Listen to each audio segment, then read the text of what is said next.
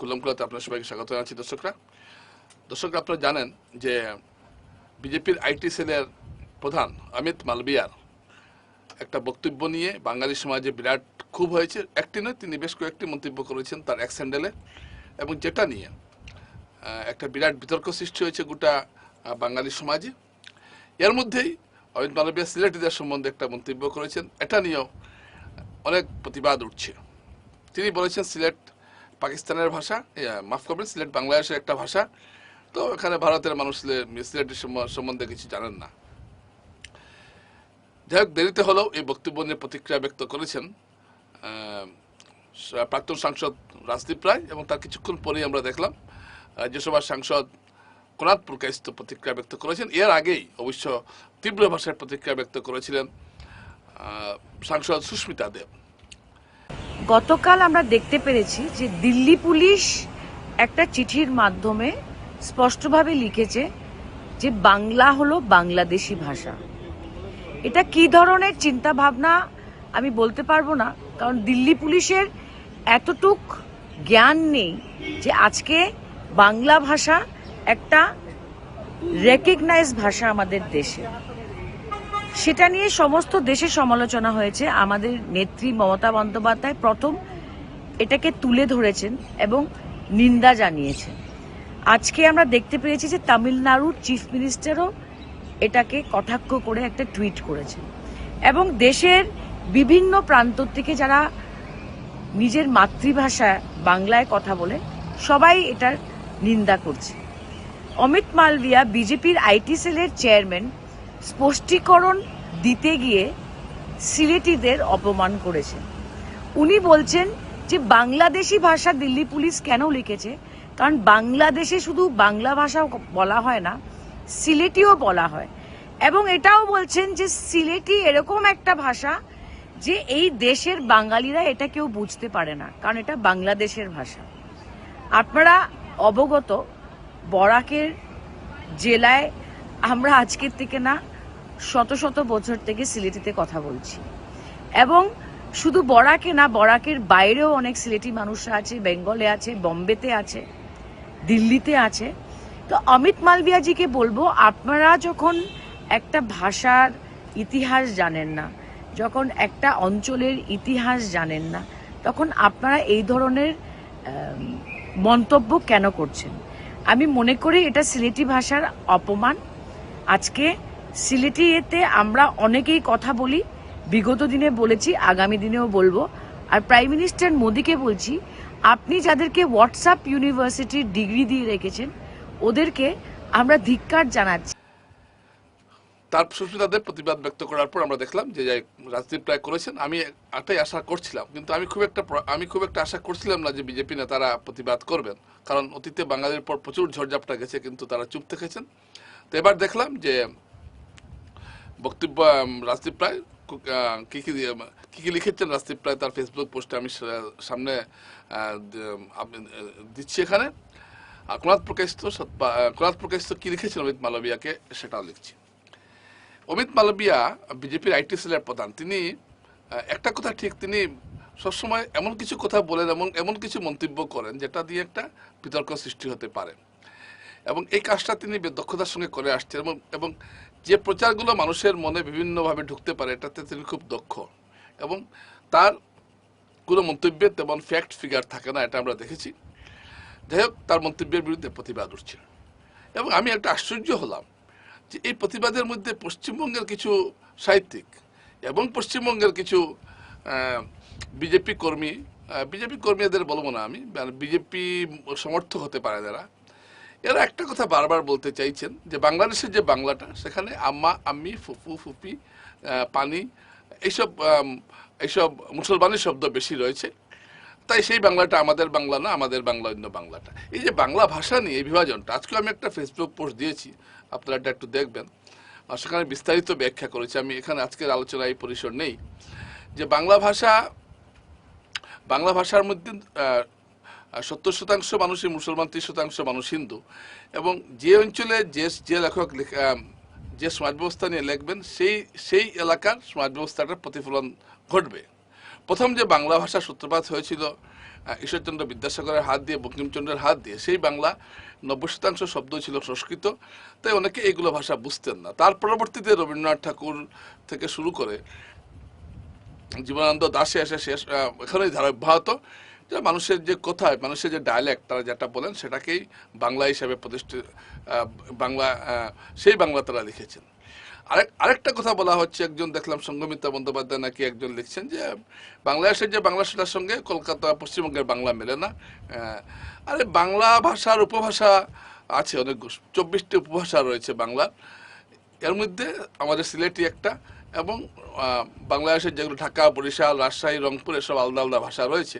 এবং সেখানকার মানুষ হিন্দু আছেন, মুসলমানও আছেন, সব আছেন। হিন্দুরা দেশভাগের পরে দেশে এসে গেছেন, তাই বলে কি তারা, যিনি রাজশাহী থেকে এসেছেন, ঢাকা থেকে এসেছেন, তিনি কি ঢাকাইয়া বলবেন না? বলতেই পারেন তার বাড়িতে। তো এটাকে নিয়ে এটা কেন রাজনীতি হবে? কিন্তু আমি লক্ষ্য করছি, এখন আমি আসছি আমি, আম্মা বা এই ধরনের, দেখুন বাংলা ভাষায় যেহেতু মুসলমানরা বাড়িতে এই ধরনের ভাষা ব্যবহার, এই শব্দগুলো ব্যবহার করেন, তো সেটা সাহিত্য এসেছে খুব স্বাভাবিকভাবে, আসতেই পারে। এটা তো আশ্চর্য আর কিছু নয়। এই না আসার জন্য একটা ভাষাকে আপনি বলবেন এটা বাংলাদেশি ভাষা, এটা কোন ধরনের কথা হলো? যে বাংলা ভাষার জন্য 1952 সালে বাংলা ভাষার স্বীকৃতির জন্য শহীদ হয়েছিলেন বাংলাদেশের রাষ্ট্রভাষা বাংলা প্রতিষ্ঠিত হয়েছিল, এবং আজকে 5 আগস্টে অনুষ্ঠানটা করছি। আপনারা জানেন গত 5 আগস্টে শেখ হাসিনা সরকার উৎখাত হয়েছিল এবং সেই মৌলবাদীরা ক্ষমতা দখল করেছিল, কট্টরপন্থীরা। কিন্তু আজকে তারা একটা ভালো সমাবেশ করতে পারেনি বাংলাদেশে তারা 1 বছরে তারা তাদের জনপ্রিয়তা হারিয়ে ফেলেছে। এটা হলো কথা। এবং তারা অনেক চেষ্টা করেছিল বাংলা ভাষার মর্যাদা হানি করতে, বাংলাদেশ রাষ্ট্রের মর্যাদা হানি করতে, কিন্তু তারা ব্যর্থ হয়েছে। তো সুতরাং এই যে বিষয়গুলো, এগুলো অযথা একটা তর্ক। বাংলা ভাষাই, এখানে আবার ভারতের বাংলা, বাংলাদেশের বাংলা, কিছু শব্দের ডিফারেন্স থাকতে পারে। জল এবং পানির দুটোই বাংলা শব্দ। আপনি দেখবেন বাংলা ডিকশনারিতে জলও আছে, পানিও আছে, দুটোই আছে। এখন কেউ একটু বেশি ব্যবহার করছেন, কেউ একটু কম ব্যবহার করছেন, এটাই তো ডিফারেন্স। আপনি 4-5টা শব্দ অমুকে ব্যবহার করেন, অমুক ভাষাভাষী অমুক রাষ্ট্রের মানুষ ব্যবহার করেন, আমি করি না, এই জন্য ওদের ভাষাটা আমার ভাষা না, এটা বলার কোনো কারণ থাকতে পারে না। উর্দু ভাষা ভারতেও আছে, পাকিস্তানেও আছে, তো আপনি কি বলবেন সেটাকে? তামিল ভাষা তামিলনাড়ুতে আছে, শ্রীলঙ্কাতেও আছে।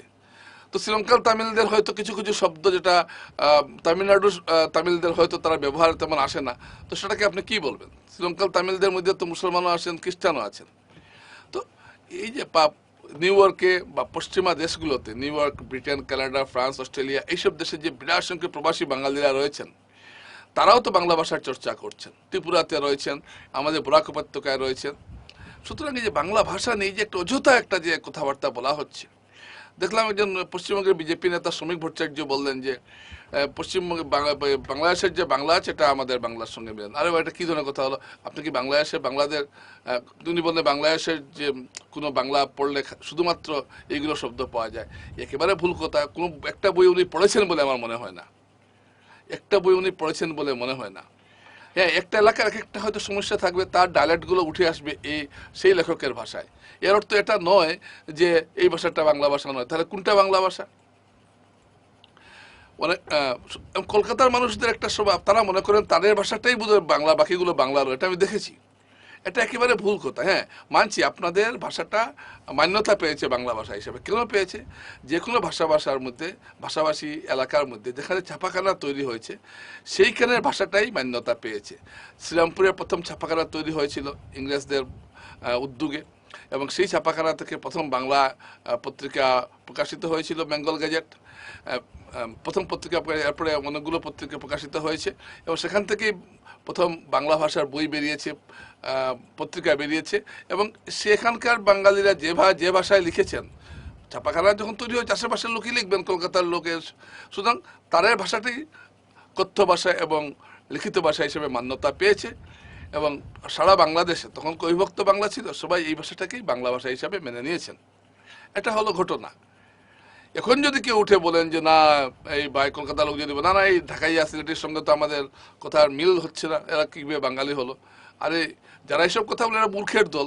সুনীতি কুমার চট্টোপাধ্যায় বলেছেন, ভাষাবিদ, বিশিষ্ট ভাষাবিদ, যে প্রতি 15 কিলোমিটার পরে পরে প্রতিটি ভাষার পরিবর্তন হয়। বাংলা ভাষাও যদি আপনি কলকাতা থেকে ধরেন তাহলে পরিবর্তিত হতে হতে হতে হতে পশ্চিমবঙ্গ সীমানা পেরিয়ে বাংলাদেশে ঢুকেছে, একটু টান আছে কোথায়, তারপর নোয়াখালী কুমিল্লাতে অত্যাধিক টান কোথায়, তারপর সিলেটে এসে একটু ভাষাটা একটু লেজি হয়ে গেছে আমি বলবো। এইভাবে উচ্চারণের বিন্যাস ঘটে ঘটে আসছে। আসলে এসব না জানার ফলে এই ধরনের কথা অনেকেই বলছেন। আর অনেকে দেখছি এটা হীনমন্যতায় ভোগেন আমাদের এখানকার অনেকেই, যে আমরা কলকাতায় ভালো, উচ্চারণটা ভালো হয় না, তো আমরা তো অনেকেই বলবেন আপনাকে বাঙালি। তো কলকাতার লোক আমার কলকাতার লোকের কাছ থেকে তো আমাদের বাঙালির সার্টিফিকেট চাওয়ার কোনো দরকার নেই। হ্যাঁ, এটা হলো কথা, কারণ তারা জানে না বলে এরকম কথা বলছেন। এই যে বাংলা কলকাতা কোনো লেখকের কোনো বইয়ে আপনি পাবেন না নামী লেখকের যে আমাদের সিলেট, আমাদের এখানকার যে 19 মের কথা, বাংলা ভাষার জন্য 11 জন শহীদ হয়েছেন, তারা সিলেটি। এখনো আসছি আমি অমিত মালবিয়ার কথা। অমিত মালবিয়া বলছেন যে সিলেটি, অমিত মালবিয়া বলেছেন যে সিলেটি কোনো ভাষা নয়। সিলেটি যদি, এবং এটা অমিত মালবিয়ার একটা অভিজ্ঞতা যে তিনি এই কথা বলছেন, এবং আমরা দেখলাম যে রাজদীপ প্রায় তীব্র প্রতিবাদ জানিয়েছেন এবং কোরআন প্রকাশ তীব্র প্রতিবাদ জানিয়েছেন। আমি তার কাছে এটাই আশা করেছিলাম যে তারা একটা প্রতিবাদ জানাবেন, যে না জানাতেন তাহলে তাদেরকে আজকে এই মঞ্চে দাঁড়িয়ে তীব্র সমালোচনা করতাম। যাই হোক, তাদেরকে অনেক ধন্যবাদ জানাই যে তারা দাবি জানিয়েছেন।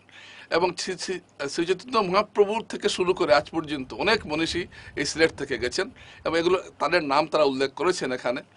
সুতরাং এবং এখনও সংসদে 3 জন সিলেটি সাংসদ রয়েছে, সুস্মিতা দেব, পরিমল শুক্লবৈদ্য, কোনাথ প্রকাশ, 3 জন সিলেটি সাংসদ রয়েছেন এবং ত্রিপুরা এবং আসামের সিলেটি বিধায়করা রয়েছেন। তাই এইসব কথা বলার কোনো অর্থ হয় না। অমিত মালবিয়ার এই বক্তব্যের আমরা তীব্র প্রতিবাদ জানাই এবং এটা তার এই ধরনের বক্তব্য তার প্রত্যাহার করা উচিত। এবং যদি আমরা আরও যদি বিশ্লেষণ করি তাহলে যে বাঙালিদের নিয়ে তিনি যে মন্তব্য করেছেন, তিনি কি জানেন না যে ভারতের জাতীয় সঙ্গীত একজন বাঙালি কবির লেখা, এবং তিনি তিনি বলছেন বাংলা কোনো ভাষাই নয়। তিনি কিভাবে জানলেন বাংলা কোনো ভাষাই নয়? এই ধরনের কথা তারা কিভাবে বলেন? আর বাংলাদেশের, আসলে একটা কথাই আমি আপনাদের পরিষ্কার বলছি, বাংলাদেশের ভাষা, পশ্চিমবঙ্গীয় ভাষা, ত্রিপুরা ভাষা, বরাকের ভাষা কোনো ভাষা হতে পারে না। আর সিলেটিরা বরাক উপত্যকায়, হুজাই অঞ্চলে, ত্রিপুরাতে সহ অনেক সারা সব জায়গায় ছড়িয়ে ছিটিয়ে আছেন এবং তারা প্রত্যেকেই বিভিন্ন সরকারি পদে, রাজনীতিতে, ত্রিগুণা সেন থেকে শুরু করে আমি এবং স্বাধীনতা আন্দোলনে বিপিনচন্দ্র পাল, অরুণচন্দ্র, এরা সবাই ছিলেন সিলেটি।